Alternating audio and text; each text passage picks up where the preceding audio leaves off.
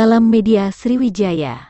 Hanya butuh waktu 2 kali 24 jam tim Beguyur Bae Unit Ranmor Polrestabes Palembang kembali mengamankan 2 pelaku pencurian yang juga penjaga malam. Tersangka M. Hayadi alias Pauk, 39, dan Arbiansyah alias Anka, 34, keduanya berhasil diringkus di rumah mereka masing-masing.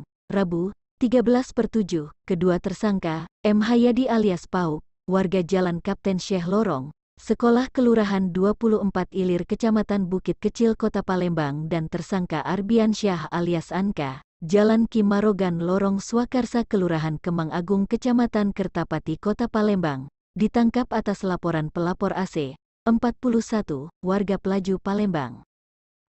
Penangkapan kedua tersangka setelah tim Beguyur Bae Unit Ranmor Polrestabes Palembang, pimpinan Kasubnit Opsnal Ranmor, Ibtu Joni Palapa mengetahui keberadaan kedua tersangka, langsung bergerak cepat mengamankan kedua tersangka. Petugas juga mengamankan barang bukti seperti baji warna merah dan celana jin warna coklat milik tersangka, 1 buah obeng dengan gagang warna oranye serta 4 buah lilitan tembaga isi kabel milik korban yang sudah dikupas.